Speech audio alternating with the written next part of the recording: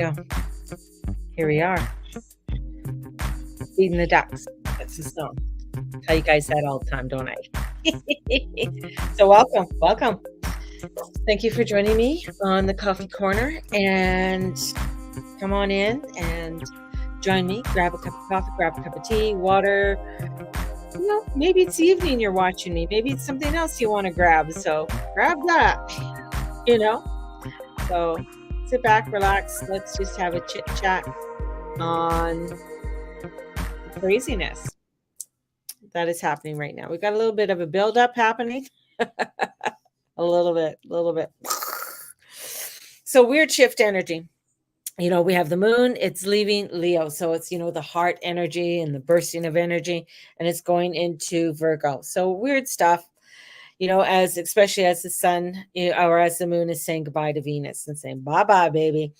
You're ready for your trip to the underworld. And if you've ever studied any mythology and her going to the underworld, this is where Venus, believing how beautiful she is and wonderful she is, goes to the underworld and thinking that she's going to be accepted because of her beauty and accepted for who she is. And I was just watching yesterday a show on the Gnostic Bible of Mary Magdalene. And there was a parts that he was talking about in her Gnostic Bible and in her writings. And a lot of it is missing. There's bits and pieces that are missing within this manuscript that she wrote.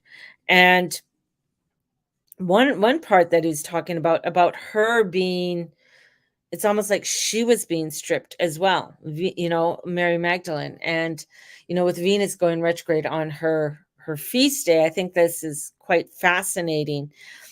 Some of the similarities between Mary Magdalene, being stripped of because of being a woman of that time and being a woman who was beloved by Jesus, who was, who received, the in-depth mysteries of his teachings.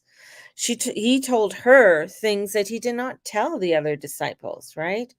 So there was, this magical part of these teachings that Jesus gave to Mary Magdalene. And she wanted to bring them to the good morning.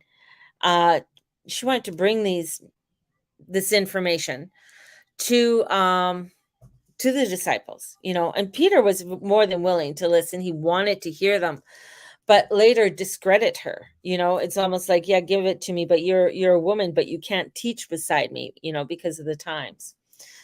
And being totally discredited for who she was and stripped away of who she was, and wanting to disband her of her power.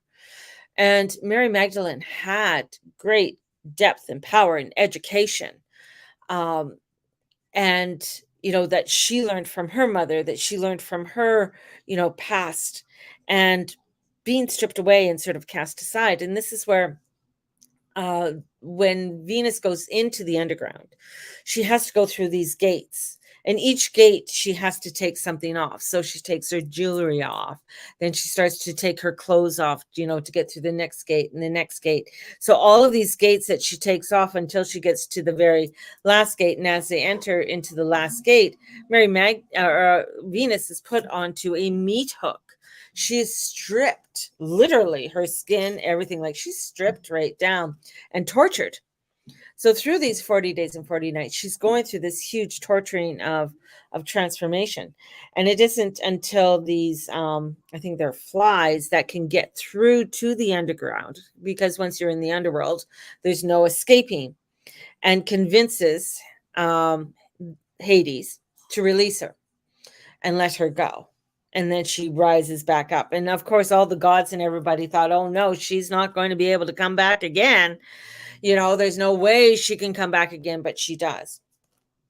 And I feel part of this too with, the feast day of Mary Magdalene. There's a part of her where, where what she was depicted at and what she was told to be, that the information, is more coming out of the truth of who she was. And especially, even Jesus's mother. I mean, she was educated. She could read, she could write. She knew of the teachings. She understood her lineage and her ancestry. This is what a lot of women did not know, right? Of the power she had, and the connections that she had. And that's the same way with Venus, her connections, her power that she does have. And I feel like there's a lot of this energy of not understanding the truth of your own power. And where we are right now, and especially with her in this yacht and in this, standing still, like she's not moving in the sky.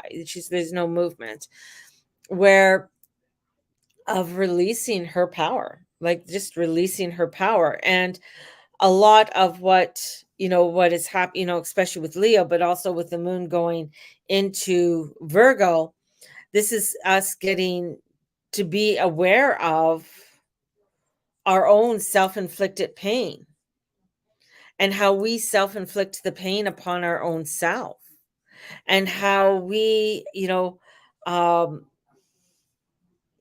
are not taking action in order to heal our pain, to heal what it is that we need to heal within inside ourselves.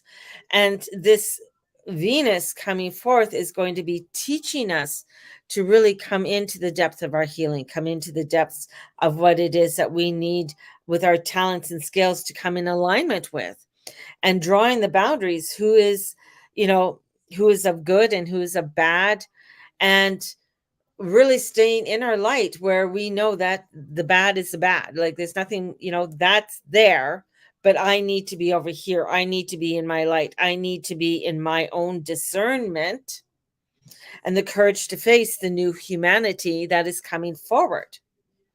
And in facing that new humanity that's coming forward is all of us standing in within our own power, our own light, and forming these communities. I think I truly believe that there's always a plan. Like, my guides, your guides, it's always a plan in putting you in places where you think, oh my God, why am I here? What's going on? But there's a reason why you're put into these places for however long. Sometimes it could be a year, sometimes it could be 10 years. You don't, there's this divinity of plan, of why. And we could go, how things work and how these energies are coming in. We're back in 2017, where we're coming to a Mars opposition with Saturn.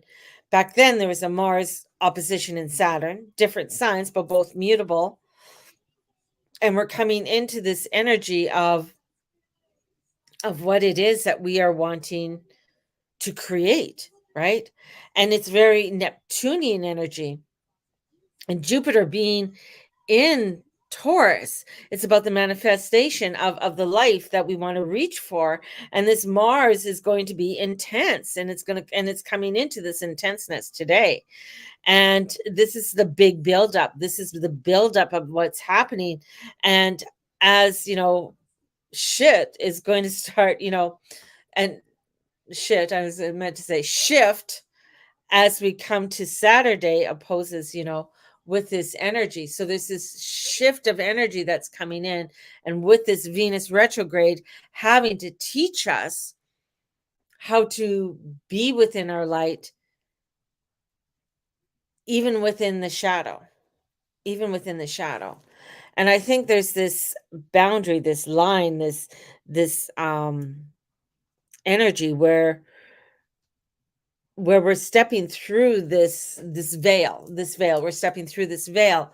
And as we step through the veil, it's like we're seeing that we're seeing the nothingness. We're seeing that there's a vastness, and stepping into the nothingness and the vastness is a fear. It's like, oh my goodness, that's why many won't pass through this veil, don't want to go through the veil, because they look back and they can see, oh, well, look at all what I have. Look at all the beauty that's there, which is the illusion that Neptune wants to keep you in. Where when you step into the nothingness, it's allowing you to be the creator, allowing you to step into that of who you are, the creator of your reality, and how you want to transform this newness, this energy within the new humanity that is coming in and that's already here.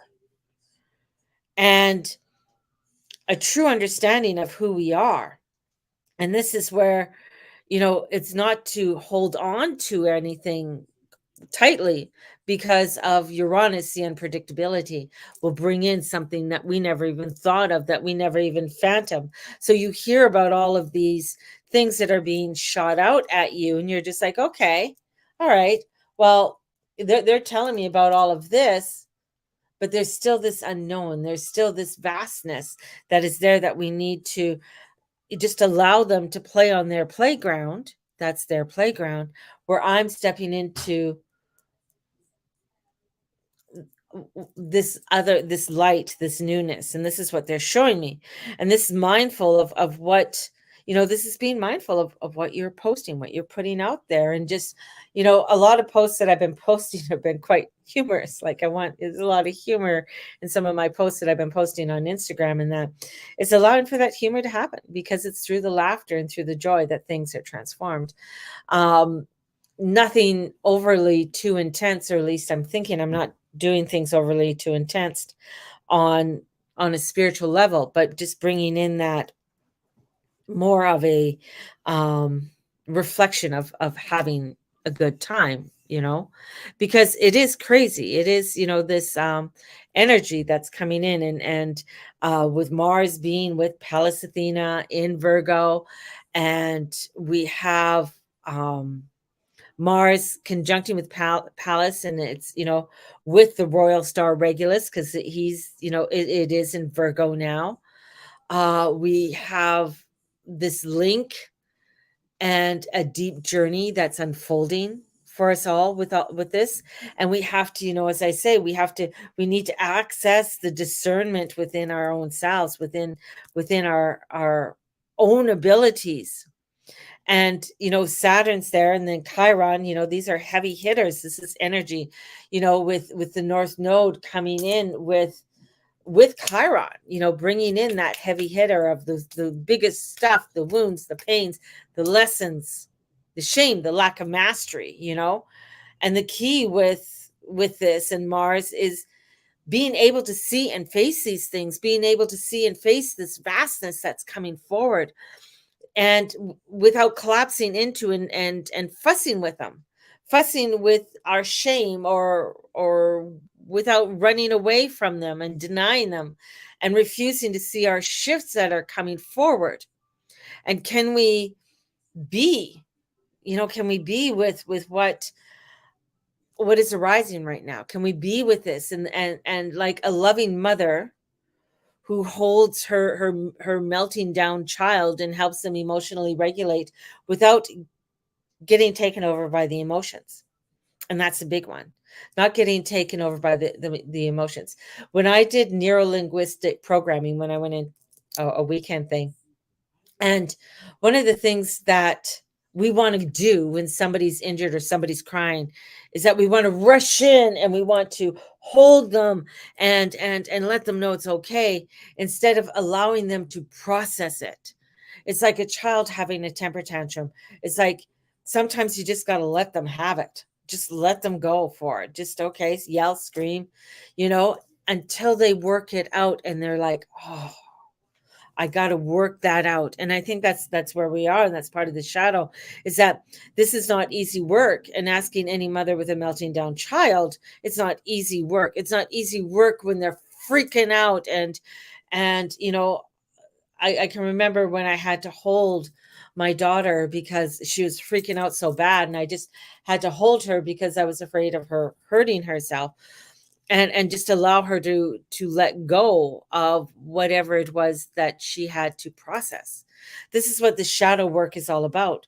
We have a loving inner mother, and we have a wounded child, and we also have an inner critic, and an inner saboteur, and an inner father, and a higher self, and more. And the shadow work is about learning to see all of the parts of ourselves without collapsing into them or denying them. It's like coming into, and that's why we come through that veil, in order to allow for this to happen in a space. And I feel like this space that is this vastness is allowing this space without containment, because when you look back, there's a containment, and we don't want to be in that containment. We want to be in this place where it's like, okay, you know what, this is allowing us to work things out. This is allowing us to come forth and come into our core self that can see and relate to it all without allowing these facets to take over. And I think this is all part of this critical mass, this nuclear explosion that I see within us, and deeply transformational work that has changed not only within my life, but completely profound, and expand ourselves within ourselves. And this is, astrology right now will no doubt bring up triggers, wounds, pain, and give you amazing opportunity to breathe through it and work with them differently than you have before. And I find that, for myself, because a lot of this energy is relating back to, the correlation to 2016, 2017. And I look back and I'm like, no, I'm working through this. I'm not, there are some parallels and some similarities that are there, but it's bringing in a newness, or it's bringing more maturity and awareness in working through these energies and working through these vibrations, and allowing for this shift to happen without wallowing in it, or becoming a victim to it. And I feel, for us, as we're coming into these critical masses of energy, and I think, Saturday, I still feel Saturday's just, it's a big one. There's a big bang or blast that's going to come forth, and I think a lot of this is within us, you know um within our own selves as well. That's happening with this shift. And today it is really getting us to have the courage to face what we need to face, and drawing the boundaries that we need to draw within our world. And your light, as I said, that is what you have to hang on to. You have to hang on to your inner light, your, as in, the darkest of days. I know I've said, for, things are getting intense, things are getting intense, things are going to get intense. And this is the popping week. This is a week that's popping it. This is a week that's going to get things into another mold, into another transition, if you say. Yeah. So it's pretty crazy. So it's honoring yourself. And you know, for some, it's going to bring up some crazy energies and stuff. And I have, been feeling it, feeling into, especially this new moon that we had in Cancer, linking with all the transpersonal planets, and being out of bounds as being an amazing lunar cycle of transmute and transform. The astral line of karma, coming through, particularly the maternal line. Cancer is the sign of the mother. And if this resonates to you, this is working on the healing of the karma of the mother line. And I think, when we look into the energies of Venus, and we look into the energies of Mary Magdalene, and that healing and that energy and that power that was there, it is allowing for that, for us to look into these things, right? I don't know a lot about my own mother's personal history. There is such, there's a lot that was lost. I mean, when my uncle, her brother, years ago went back to Detroit and tried to find his his mother, my grandmother's gravesite, they couldn't find it. There's no record of her. They knew when she died, in I think it was in December 1933, and but they couldn't find any record of where she was buried and stuff. So a lot was lost there.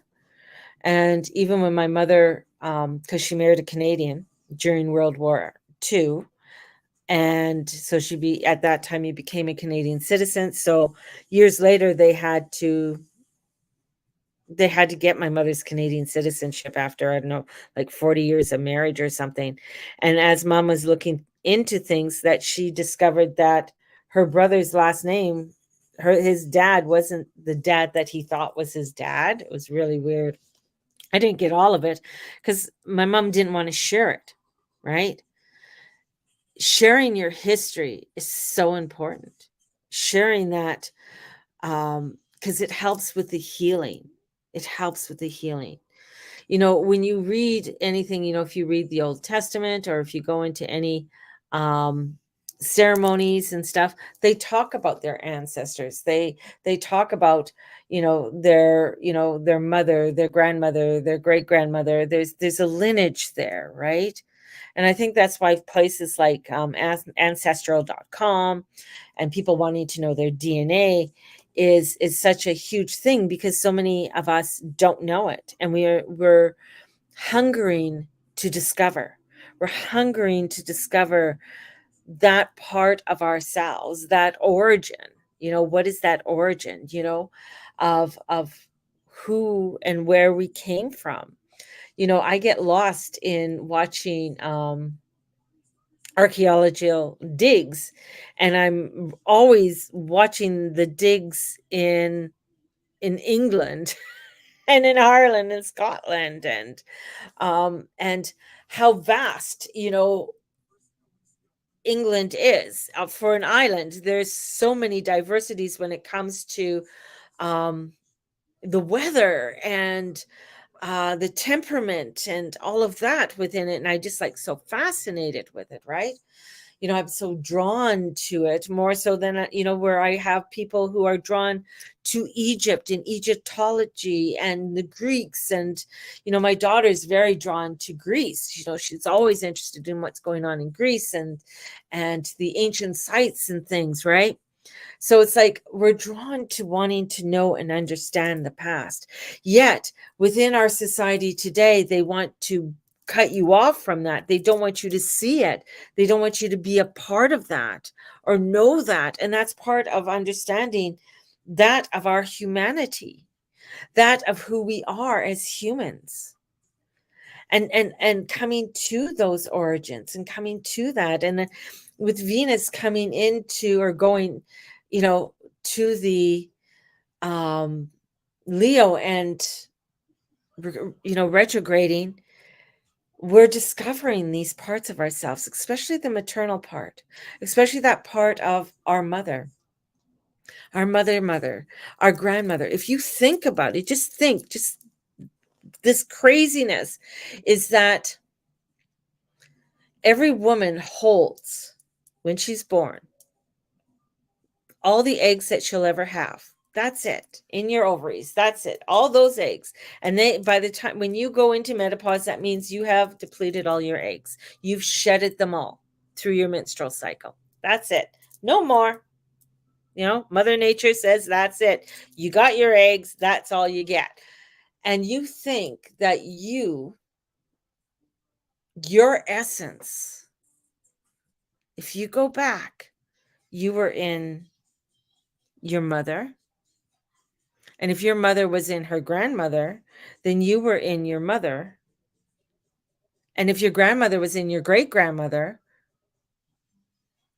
okay, do you see where I'm going? Your essence was there. That essence of you was in that energy form. And your energy form within the astral and healing that astral line, that especially within that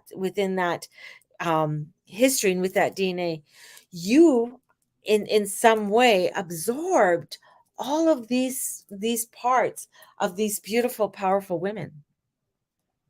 And in absorbing all these beautiful parts of them,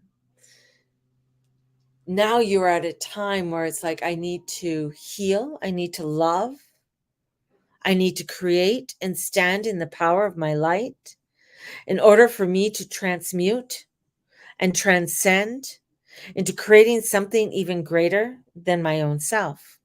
That's why when we're passing through this veil and it's like vastness and it looks like nothingness, but it isn't nothingness, it is something for you to create, because you're creating something out of what? Right? I know. So I probably lost a lot of people on that because they're probably like, what the fuck is she on? Oh my, oh my. Okay, let's pull in some cards here.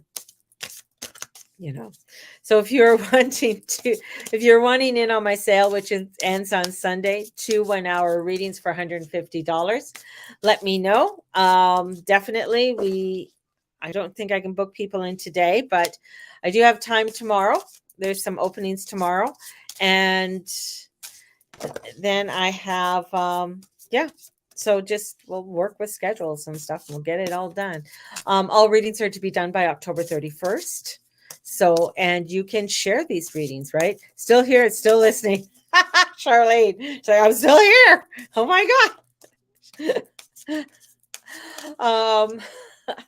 No, I haven't been drinking, and there's nothing in my coffee except coffee and milk and a wee bit of sugar. So, nothing else. So, and I haven't been around my husband smoking. So, don't want that. That's for sure. That would be a totally different scope. Trust me, because I know what drugs do to me. They take me into a whole different realm. Doesn't matter what the drug is. All right. So I have the sale going on. Ends on Sunday. Saturday starts the Dharma of Love journey. So if you are wanting to join me on this Dharma of Love journey, this is going to help you to come into your fears and transform it. And we meet every single evening. Some evenings are going to be like, we're just going to chat. How'd your day go? What's going on? Have those conversations so that you can form a community. So we're forming a community so that we're able to come into a comfortable spot to bring forth, and allow for things to be released. There's going to be a little bit of yoga that we're going to do, meditation, and of course, I have worksheets. Our first card that came out is the Three of Raphael. Look at the Three of Raphael.